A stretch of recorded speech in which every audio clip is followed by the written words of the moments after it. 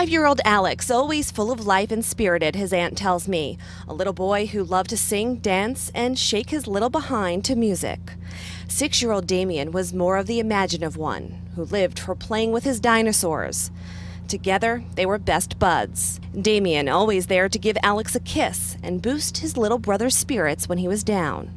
Police say together, they also experienced the unimaginable. I mean, that's just heartbreaking. These are the conditions they were living in inside the Parkway Motel in Middletown. I've been here a year and a half, and I've never seen nothing like this. Room 130, littered with trash.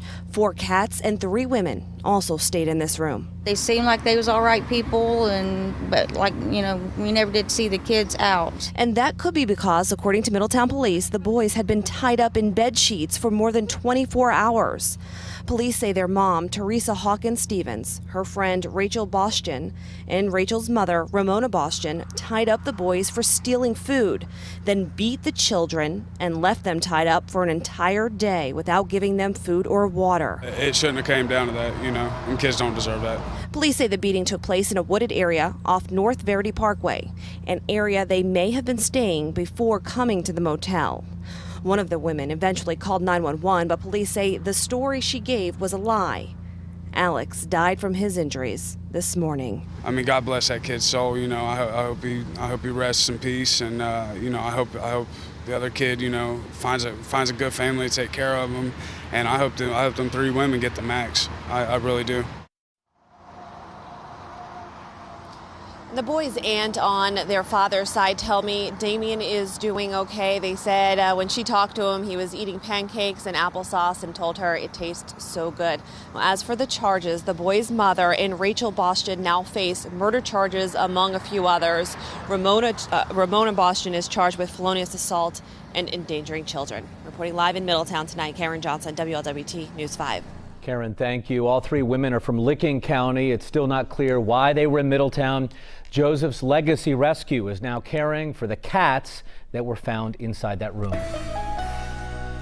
Also tonight, all eyes are on the weather for this weekend's Flying Pig events. Chief Meteorologist Kevin Robinson has the most accurate forecast for you tonight. Hi, Kev. Hey, good evening, Mike and Cherie. Enjoy this evening because it's going to be dry. There's a lot of rain headed our way this weekend. It's going to be drastically wetter tomorrow. Here's a live look at radar tonight. Nothing close to home right now, but see this weather system out to our south and west? Matter of fact, it's creating quite a bit in the way of severe weather this afternoon and evening down across parts of Texas and Oklahoma. For us, it spells wet weather for the Flying Pig festivities starting tomorrow morning. A matter of fact, it's going to be cool and on the damp side to begin your races Saturday morning. Temperatures will be in the 50s, and I expect that rain to pick up in intensity as we go through the latter part of the morning hours and into the early afternoon, certainly by the time we get to the Flying First. So temperatures between 55 and 60 for events tomorrow across the area. Let me show you radar tonight because all is quiet on radar. You don't have to worry about any rain across the area this evening. Here's a look at your Friday night forecast. Enjoy. It's quite comfortable out. Skies are mostly cloudy, but temperatures will remain comfortable in the 60s over the next couple of hours. I'll talk about the forecast for Sunday, the main event for the Flying Pig, and what to expect for the rest of your weekend in my full forecast coming up.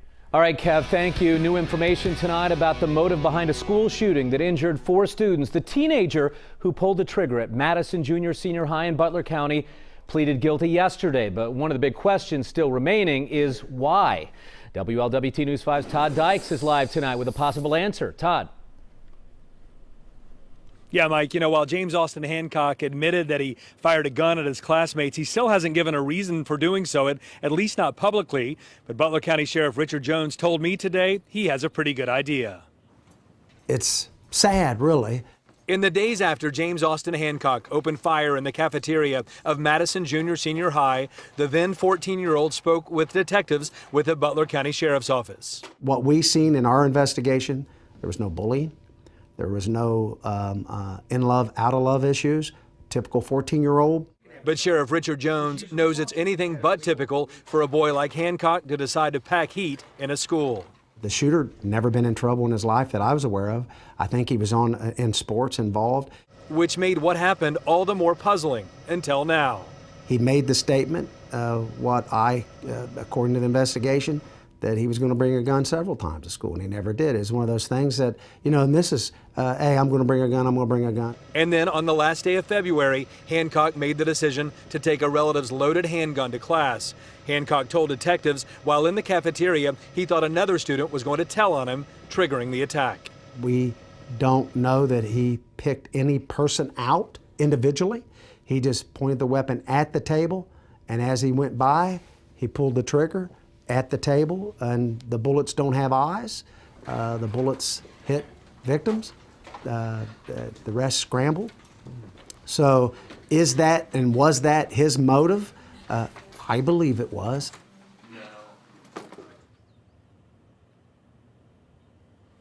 Yesterday, Austin Hancock pleaded guilty to 4 counts of attempted murder. His attorney telling me that he'll spend until he's at least 21 here at juvenile lockup. There is a possibility of adult prison time if he were to cause any trouble between now and then. Formal sentencing is set for early June.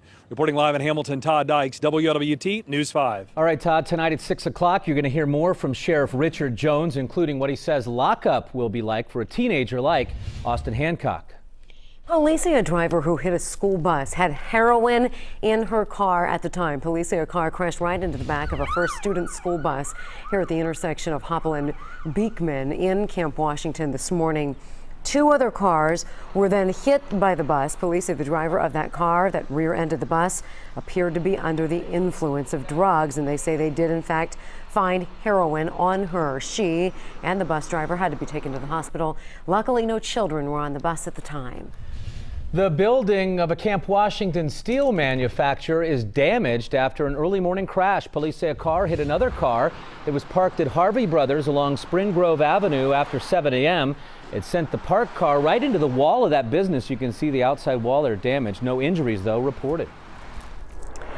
It has been 1 week now since 8 people were found dead, killed execution style, and tonight the members of the Rhoden family are being remembered as their killer or killers remain on the loose still tonight. So for Pike County, tonight is all about, though, the community coming together in solidarity. Hundreds of people are going to be praying at the Pike County Fairgrounds here. Prayers for healing are going up for the Rhoden as well as the Gilley families. People are going to be wearing orange in honor of the family. They're going to be holding candles, we know, in remembrance. It all starts at 6 o'clock tonight. Organizers are also going to be selling refreshments, they tell us, to try and raise money for the murder victims' families. The vigil will be from 7 to 9 o'clock tonight, and of course we're going to be there.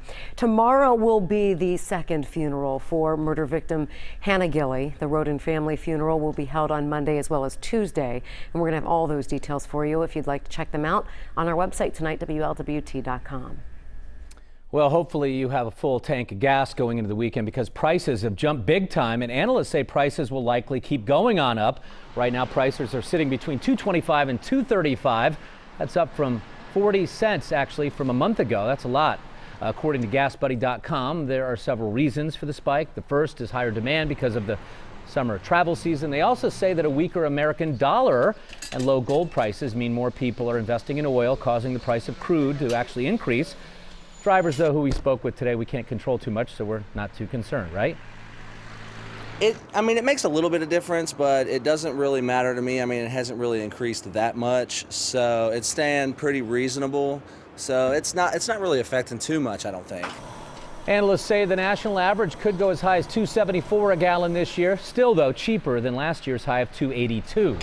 44 candles on the cake for Kings Island. The park opened on this day back in 1972, and this is what it looked like in Mason back then. The Racer, one of my favorites, has stood the test of time here, and so has the Carousel. If you want to visit Kings Island, by the way, it is open right now on weekends. The park will be back on its regular schedule, we're told, starting May 13th.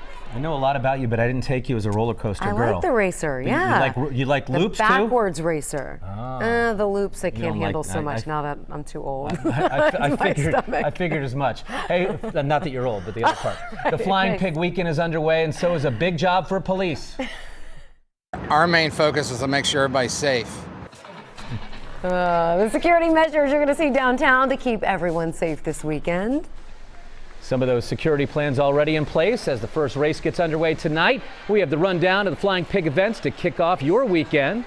And here you go, Cherie, no matter what your age, theme parks always bring out the kid and all of us. As a matter of fact, you know what? This weekend, it's going to get off to a quiet start. Radar behind me, no rain to speak of, but that's going to change. I'll let you know when the rain moves in here and what to expect and how it could impact your Flying Pig weekend. And caught on camera here, an argument between two drivers down in Florida took a turn for the surreal. So check this out. One person actually jumped on the hood of the other person's car and wouldn't let go. Yikes. Even with the driver veering through traffic here. So a nearby business owner's surveillance video actually captured this dangerous incident. Police say they are, of course, investigating. You're watching Cincinnati's WLWT News 5.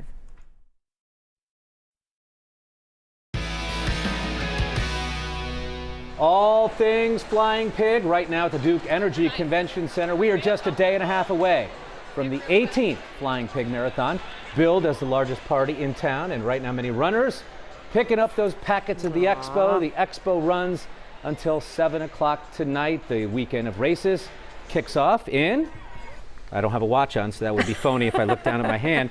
In about three hours is when it kicks off with the Little King's Mile. That's what it says anyway, right? So the mile-long race is the second in the Christian Moorline Beer Series, and it all starts along Pete Rose Way, just west of Paul Brown Stadium, and it ends right near the Moorline Lager House for an after-race party in the lawn, which I think we'd have better luck at there. We'll wrap it up at the party there. Right. So the Flying Pig races present a challenge to runners, but maybe even a bigger one to those responsible for security. WLWT News 5's Brian Hambrick joining us live now with how security is being measured in miles. Brian.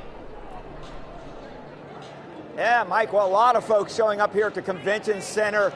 People are picking up their packets or taking part. This is a huge expo here, and it's a major event. It can also provide some major challenges for security, who tell us preparation, not just for the runners. The Flying Pig is 26.2 miles, but keeping the route secure is the other marathon. Well, we're setting up, getting ready for a big weekend with the Flying Pig. 26 miles, but then if you multiply it all in square miles, it's a lot more. So yeah, it's a big event site to try and secure. Cincinnati Police Sergeant Greg Luton has headed up the marathon security for 14 years. We take extreme measures to add a lot of police, a lot of visibility, FBI, we have SWAT team here, etc., that will be here this weekend to make sure that everybody's safe. There are enough officers to be all along the course, but police don't reveal exactly how many officers are on duty for the race. Security for marathons has been different since a single day 3 years ago. The Boston Marathon bombing was a reminder all major events have potential for trouble. It's affected the Flying Pig since then. You know, Boston, what happened there changed all of our world forever. Iris Simpson-Bush is the Flying Pig race director. She says runners and spectators should remember to bring everything in clear plastic bags, no backpacks. You will see bomb-sniffing dogs. There will be tactical units around. There will be undercover personnel that you don't see. All of that is planned. It's not because of an imminent threat. It's just part of the security we live with these days. It's a lot of preparation, a lot of security, hoping it all pays off in the long run.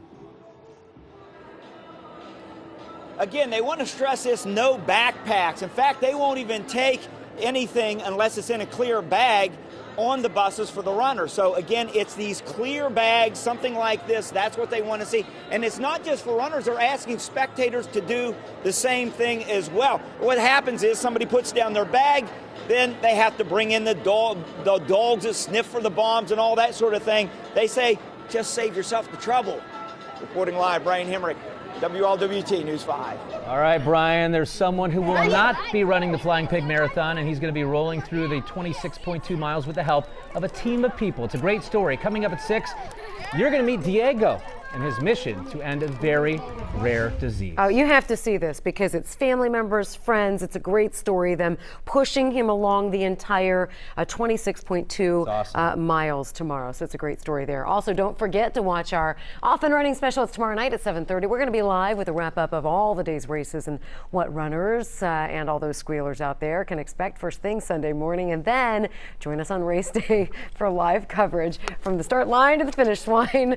Lisa and Mark, I wish you guys could see what's going on right now between Mike and Kevin. So our morning team is going to be at the start line, and then Mike and George and I are going to be at the finish line to greet all of you runners. And having fun with the pig, that's all. Check out our coverage of all things pig on our website, WLWT.com. From the races to a time lapse of the marathon course to what you can eat along the route. We have it all for you online and also the WLWT mobile app. And you are here now to listen to this for the first time after a whole week of talking about rain through the race. Is there a chance? Is there a chance it could be a little dry for the Flying Pig? Yeah, there is certainly a chance. And, you know, we've been talking about it being wet all weekend, and that certainly hasn't changed. It's going to be wet all weekend. But we were holding out and still hoping for there may be a little window in there sometime on Sunday when it could be a little bit drier. And it appears that may be the case Sunday morning. Good. All those runners, they're going to love to hear this. Yeah, let's have a look at the forecast here. So mostly cloudy skies this afternoon. Hasn't been a bad day. You know, we expected a break in the weather today, and that's exactly what Mother Nature delivered on us today. 66 degrees right now at the airport. Really a very comfortable afternoon, and that will translate to a very comfortable evening across the area. Most of us generally in the low to mid 60s. Temperatures range from low 60s, Wilmington, Hillsboro, Springboro at 63. It warms up as you head down through the metro and eventually south of the river into the bluegrass. You even climb up close to 70 there. Carrollton at 72, 70 over around Maysville. So here's a peek at your evening forecast. No weather concerns out there to speak of. Very nice for a late April evening. 60s underneath mostly cloudy skies, comfortable conditions to be found. Here's a live look at radar. No worries for rain this evening or even overnight tonight. However, that is going to change and in a hurry tomorrow morning. You see cloud cover spilling in across the area. This is that big storm system. Boy, what an outbreak of severe weather they're seeing tonight. Numerous reports of tornadoes across parts of Oklahoma and Texas. Fortunately for us, we're not going to deal with an outbreak of severe weather, but as this system lifts out, it is going to bring all of this Gulf of Mexico moisture with it, and in time spread rain across the Ohio Valley. Now, if you're looking for some dry weather tomorrow, it's early in the day. Early tomorrow looks dry. A matter of fact, your 10K race at 8 may be dry. That 5K race at 10 may at least start dry. But I think eventually anything after about 10 or 11 o'clock tomorrow morning, rain moves in across the area. One thing to note, it will be a little cool early on tomorrow with temperatures between 55 and 60. Now, this is what Mike was alluding to here for Sunday. Sunday's big events. Right now, because the rain sped up in time, meaning the rain got in a little faster for the forecast on Saturday, that moves that window of dry weather a little bit sooner into Sunday morning. So what I'm actually thinking is we may have a good deal of rain. It may rain heavily all night Saturday night, and then just in time for the race on Sunday morning, the steady rains may actually be pulling out of here, and we'll be left with cloudy skies and temperatures in the 60s. Not bad at all for runners, and maybe even a peek or two at the sun as we get towards lunchtime. There are more thunderstorms in the forecast, though, Sunday afternoon. Let me show you futurecast here. No problems overnight tonight. We keep the clouds moving in. There may be a few sprinkles early tomorrow, but nothing really heavy. Here's 8 a.m. Notice it's dry. Notice as we progress towards 10, it's still relatively dry. Here comes the rain, though, up the Ohio River from the Louisville direction. By noon, rain has overspread most of the viewing area. On and off rain pretty much all day tomorrow. And you can see here how we may actually deal with some heavy rain tomorrow night and some thunder and lightning. But look at this. This is 6:30 Sunday morning. The rain has cleared the area, and we're just left with generally cloudy skies until we get those afternoon and evening storms. And that might be another story Sunday afternoon and evening, the potential for some stronger storms. So 54 for a low tonight, mostly cloudy, and again, on the nice side, no worries about rain. Tomorrow, downpours with probably some thunder, especially in the afternoon, evening, and tomorrow night. And then here's a look at your 7-day forecast. 73 because we may see a few peeks at the sun on Sunday early afternoon, and then it looks like we get back into some nice weather for Monday and Tuesday with some rain chances Wednesday into Thursday. You'll want to stay tuned for the timing of the rain. It's going to be tricky, Mike and Cherie, but there may be a window there Sunday morning where it's dry. Oh, don't worry. We'll be listening, Kevin. Thank you. Yeah. You know, prom is a memorable time for everyone. And for one gentleman, it is a high school event he will never forget. The big promposal he got from his fellow classmates. Plus, a prison fight caught on camera here. The actions that got one Florida officer fired and now facing charges. You're watching Cincinnati's WLWT News 5. A Jacksonville, Florida officer is out of a job after being caught on camera punching a woman. Happened inside the Duval County Jail. Surveillance video here shows him pushing the 31-year-old inmate against the wall and then hitting her several times after she kicks him. Police say during the arrest for harassing patrons at a gentleman's club, she started swinging at officers. The officer who hit her has been fired and now charged with battery. Giving a Pennsylvania teenager a prom night he will never forget. The smiling face of Sammy has just been a fixture at Penn Cambria High School. He's been in the district now for 16 years, and this is his final year, and it's going to be something truly memorable. It makes me feel great knowing that he's going to have this memory that every senior should have. They should all have that memory to enjoy their senior prom and to remember it for a lifetime. Yeah, Carrington Sklodowski and 36 of the other senior girls are all going to be taking Sammy to prom. So special here. So with signs in tow saying, "Will you go to prom with us?" Sammy was asked to the big dance. The girls even asked Sammy's mom for permission. And while Sammy will be dressed to the nines in his black tuxedo, he has a shot at other apparel too, I should say, a crown, because he is in the running for prom king. And all of the girls say they have no doubt he is going to win. Boy, let's hope so. If they say it, it's going to happen. Yeah. Well, 2 people hurt after a crash involving a bus. Why the driver, police say, caused it, could be now facing more than just some traffic charges. And an NFL prospect's dreams of being a top pick plummets after a controversial video is posted online. What the video cost him and what was in it. You're watching Cincinnati's WLWT News 5, leading the way. We have some breaking news right now on a wreck along the Westwood Northern Boulevard. It has shut down part of the intersection there. It's blocked right now. So this is right near Ferncroft, right before you get to Montana Avenue. No word yet on injuries. We do have 2 crews headed to that scene. We will bring you the very latest as soon as we get more information in. Tonight at 5:30, 2 people recovering after a crash involving a school bus. No kids on board. The accident only the beginning of this story, though. Police are investigating if the driver was high on drugs when she slammed right into the back of a school bus. Right, so this all happened earlier this afternoon at the busy intersection of Beekman and Hopple Streets. Police say that early indications show the 29-year-old driver never slowed down before impact hitting the back of the school bus full force, causing a chain reaction crash. The bus then hit 2 other cars. The first student school bus was on its way to pick up students at Midway School, so no students thankfully were on board at the time when the crash happened. 2 people were taken to the hospital, including the driver who caused the crash. Once she was at the hospital, police say that's when they found heroin on her. Now, police are still very much investigating, but the woman could be facing several charges, including an OVI charge and a potential felony for drug possession. New tonight at 5:30, Aurora police searching for a man they say broke into a Dearborn County mansion late last night. One man, Gerald Siebert, was arrested after a short foot chase near the historic Hills Forest Mansion. Police say he and Cody Tegmeyer used a ladder to climb through a 4th floor window. Tegmeyer got away. Both are facing burglary and theft charges as well as resisting arrest. City of Cleveland plans to dismantle a gazebo at a rec center that has grown to become a makeshift memorial for 12-year-old Tamir Rice. City leaders say they had to wait until the end of both a criminal investigation and a civil lawsuit. Tamir's family was recently awarded a $6 million settlement for the shooting death involving police. His mother asked for that gazebo to be torn down as part of it. The man who caused the evacuation of a Baltimore TV station is now facing felony charges tonight. Alex Brizzi is accused of walking into WBFF yesterday with what claimed to be a bomb. So a USB, as well as a USB with something that he said he wanted aired on television. The bomb turned out to be a fake, thankfully. The man was shot by police as he was trying to take off from the TV station. Tonight, he's charged with arson and possession of a phony, destructive device, among other charges. A controversial monument on the University of Louisville's campus is now being taken down. The university president, as well as the city's mayor, made the announcement earlier today. The 70-foot tall Confederate monument was completed back in 1895, but civil rights activists have actually pushed for years and years to have it removed. Very enthusiastic that we're taking a step in the right direction. I definitely believe that this monument does not reflect the sentiments of the campus culture we have here.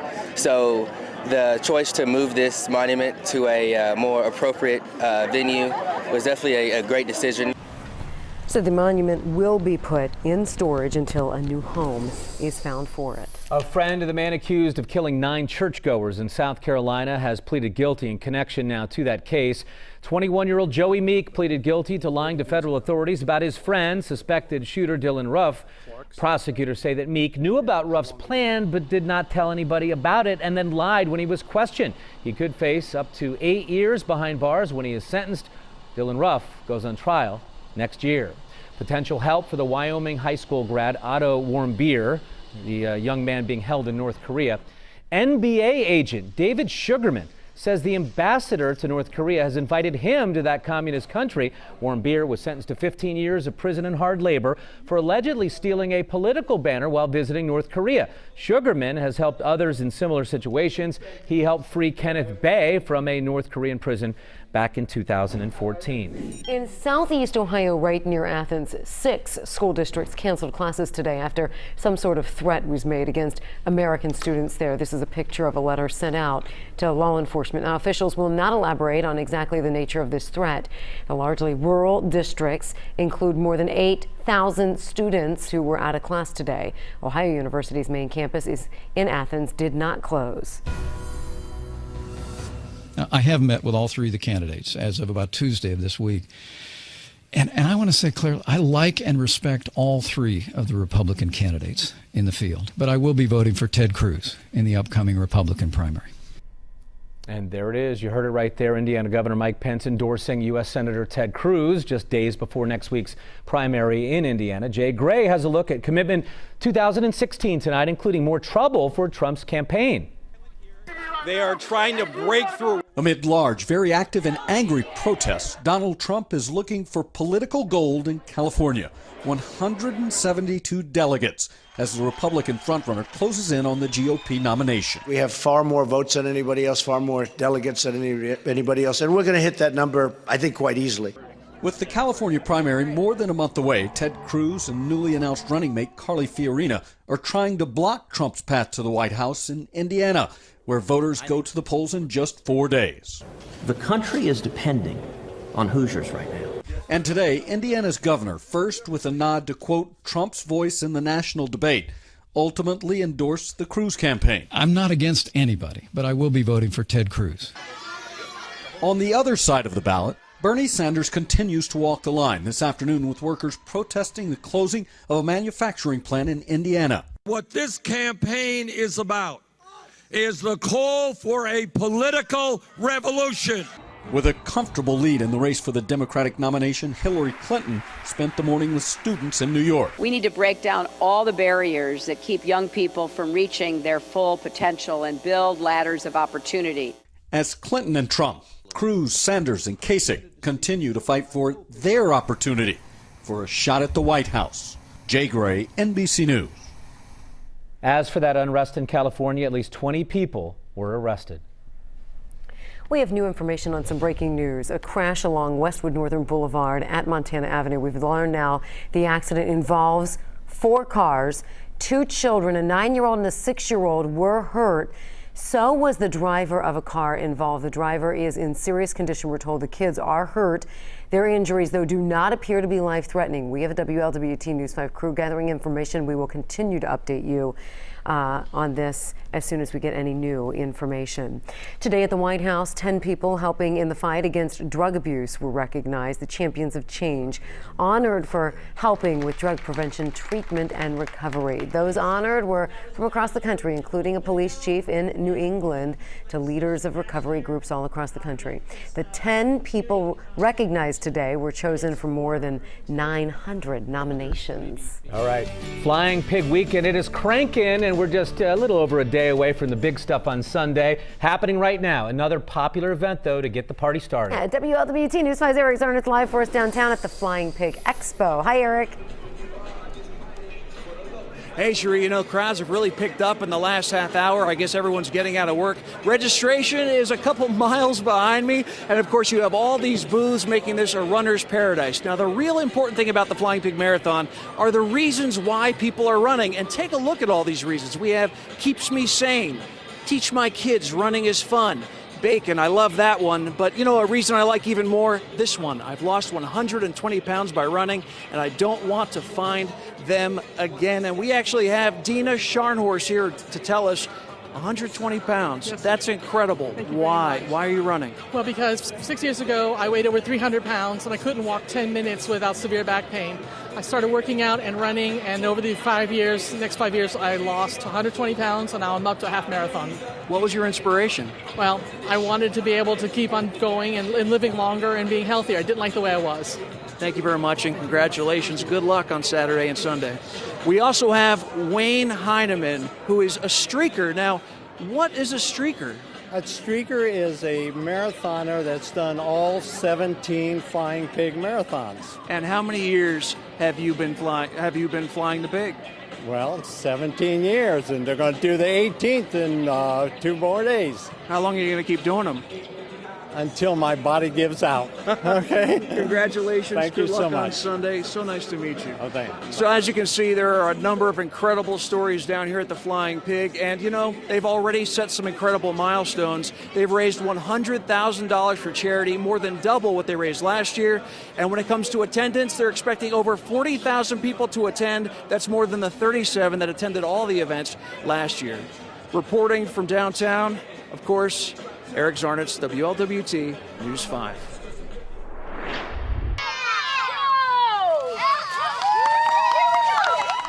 These guys are so adorable. So the Seven Hills School got the little ones excited about this year's pig, too. There, the preschoolers took part in what the school calls the mini pig. Teachers and parents even had water stations set up as older students acted as the spectators, cheering on the little runners, and even some of them little piggy ears. And what's going on there? School officials say it's an easy way to get the kids excited about physical fitness. 12 years ago, I was going to run the full marathon, and I thought this was a way to connect with the children and kind of give them an idea of what I was going to go through. And knowing young children, they love to run, so it kind of went hand in hand. All right, so the kids had to run 2 laps. Teachers say they emphasize completing the run, not winning first place. Was that a pig chasing the kids? The sacrifice of being a teacher, I teaching the know. kids and dressing like a pig. Don't forget to watch our Off and Running special Saturday night, 7:30. We're going to be live with a wrap-up of all the day's races and what runners can expect for Sunday morning. Then join us on race day for live coverage from the start line to the finish swine. Morning team Mark and Lisa kicking things off at 5 a.m. And then George and Cherie and I will be at the finish line ready to greet you all the way until the end. You have to love teachers who are willing to do anything to make those kids smile, Put right? a smile on the face and engage them the way they do. Exactly. Lots of fun had today. All right, so a series of bizarre social media posts costing one NFL draft prospect a lot. And apparently somebody just hacked my Instagram account, so man, it's getting crazy. Yeah, I can't control it, man. Whatever I control, I control. He was supposed to be a top pick, but he slipped because of the posts. What was in one of the videos? And the Bengals make their first-round draft pick. The formal introduction made today at Paul Brown Stadium with our very new cornerback, William Jackson III. And radar's quiet close to home. However, I'm tracking a large storm system that promises a lot of rain over the weekend, especially on your Saturday. I'll spell out the timeline of the rainfall, let you know what to expect both Saturday and Sunday for your Flying Pig festivities. Full forecast. It's right around the corner. You're watching Cincinnati's WLWT News 5. Want to update you on the breaking news we're covering on the west side tonight. We are getting a new look here at the scene of the crash. This is all happening at Westward Northern Boulevard at Montana Avenue. The accident involves 4 cars, so causing a bit of a traffic mess here. And this is why our crew is on the scene and sent us these pictures here. We know a 9-year-old and a 6-year-old were hurt. So was an adult driver. That driver, we're told, is seriously injured. The kids are also hurt, but we're told that their injuries do not appear to be life-threatening. Again, we have a WLWT News 5 crew gathering information. We will bring you a live report as soon as we are able to get it up and running for you. Bengals making some moves, trying to make themselves even better this fall. The NFL draft in full swing now. Today, we met the team's first-round pick for the very first time. WLWT News 5's Elise Jesse is at Paul Brown to introduce you to William Jackson III. Hi, Elise. Hey guys, yeah, Will Jackson is the 3rd cornerback to be taken in the first round by the Bengals in the last 5 years. Drake Kirkpatrick taken in the first round in 2012, Darqueze Dennard in 2014, and today Cincinnati introduced their brand new rookie. Will says he is very excited actually to meet the veteran corner, Adam Jones, who was drafted in the first round back in 2005. Oh yeah, of course, Pac-Man Jones. I mean, he's been in the game a long time. I kind of want to get under his wing and see how he prepared and what he do to stay in the game so long as he did. So I definitely want to get under his wing, and him would be a big mentor to me. Now, Kirkpatrick, Jones, and Dennard were all tweeting their excitement about the new addition to their cornerback position, but they also say that the new rookie better be ready to work. We're live from Paul Brown Stadium. Elise Jesse, WLWT News 5. All right, Elise, thank you. An NFL draft prospect tumbling down the draft board after a bizarre video was posted on his Twitter account minutes before the draft. So video of Ole Miss's Laremy Tunsil showed him in a gas mask smoking from a bong. The video was quickly deleted. His agents say that Tunsil's account was hacked. The video reportedly 2 years old. Tunsil, who was projected to be a top 5 pick, slid to 13th to the Miami Dolphins. Man, somebody hacked my account, man. You know, I made that mistake, you know, several years ago, and somehow somebody got in my photos and hacked my Twitter account.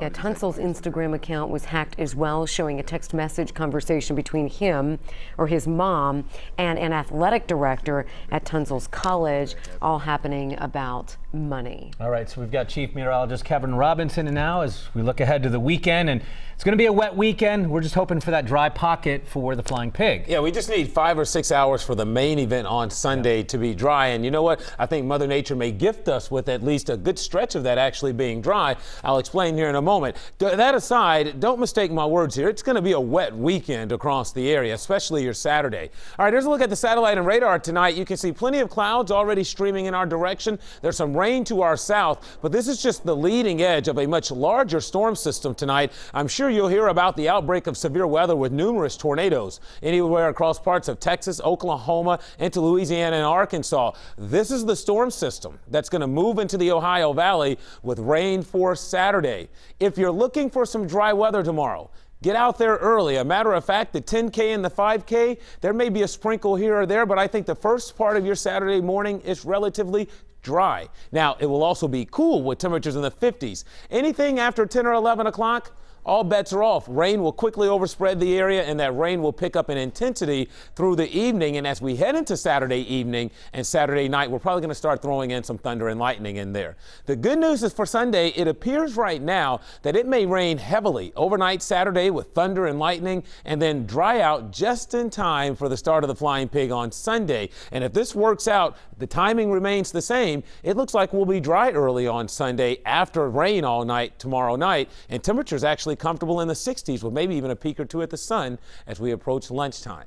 It's mild all across the Ohio Valley today. 60s here in Cincinnati, 70s off to our south. Here's a look at your evening forecast. No problems this evening. Enjoy. Should be a comfortable late April evening in the 60s for the next couple of hours.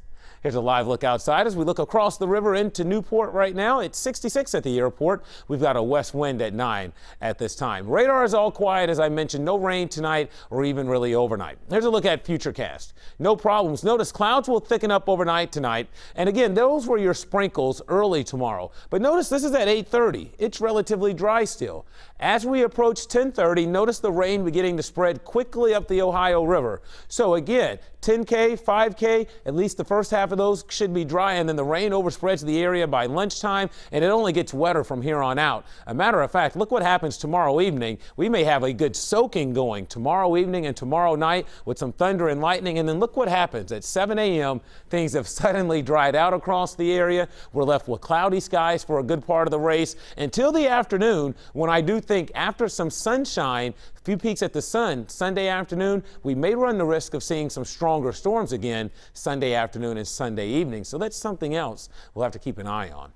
54. That's it for a low tonight. Very comfortable underneath mostly cloudy skies. And then for tomorrow, downpours with thunder increasing late, 62. Here's a look at your 7-day forecast. With some peaks at the sun on Sunday, we may sneak into the low 70s. And then we get back into some quieter weather for Monday and Tuesday of next week. All right, Kev, we'll be watching on the website, WLWT.com, for any updates throughout the overnight hours into tomorrow. Smoke and flames seen for miles after an explosion in a Pennsylvania neighborhood. He compared it to a tornado, and all we seen was fire, and he started running up the roadway. And the victim trying to escape, how he was still burned in the process.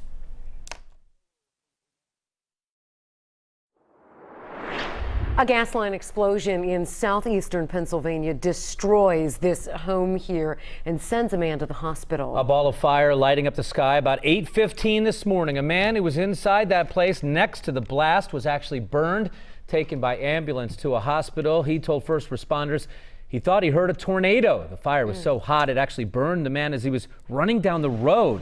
2 other houses were damaged. damaged all the trees, all the utilities going down the roadway, the phone, the cable, and the electric are all damaged. It burned all the telephone poles off. It kind of looks like a bomb went off. About a dozen homes were evacuated in that area. No word when people will be allowed to go back to their places. But it was shocking, but it's kind of overwhelming. But I'm glad he's alive. I would like to get inside his head to figure out where he's been. Aww, closure though for an Alabama family after their beloved dog is found a decade after they reported him stolen. Tracy Dove made the report way back in 2006. Look at him here. Charlie had vanished back then, and then just this week he was found on the steps of a church suffering from a number of health issues, including a cancerous tumor. Rescue workers say he had been there for at least 3 days. This is the first time that I've ever actually gotten in touch with an owner. Usually the situation is they haven't registered the microchip or the information is out of date. So this is an amazing story. He's sick, but we can make his last days the best. Charlie is too weak to undergo surgery for his tumor, but the vet says in a few weeks he should be strong enough. It was a school shooting that injured 4 students. And now that the accused shooter is pleading guilty in the case, we're learning more about why he might have done it, what the sheriff is saying tonight. One of 2 children that police say were abused in a hotel room has now died. Tonight we are learning new information about what happened to the 2 boys before police ever arrived. Is that what they left it like? From Cincinnati's WLWT, leading the way, this is WLWT News 5 at 6. First tonight, we have breaking news in the Westwood area. Several people, including children, involved in a 4-car crash. It happened maybe an hour or so ago. Good evening, everybody. I'm Mike Dardis. And I'm Cherie Pallella. So here it is. It happened at the intersection of Westwood Northern Boulevard and Ferncroft. Again, this is on the west side right now, or right near, I should say, Montana Avenue. Okay, here are pictures just back from the scene. Here's what we know so far. This crash involves 4 cars. 2 children, a 9-year-old and a 6-year-old were hurt. So was the driver of the car involved. The driver is in serious condition. The kids are hurt as well, but their injuries do not appear to be life-threatening.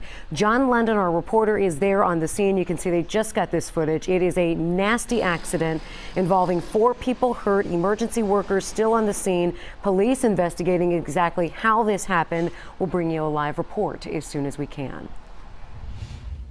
A little boy dies after police say he was tied up for more than 24 hours and not given food or water.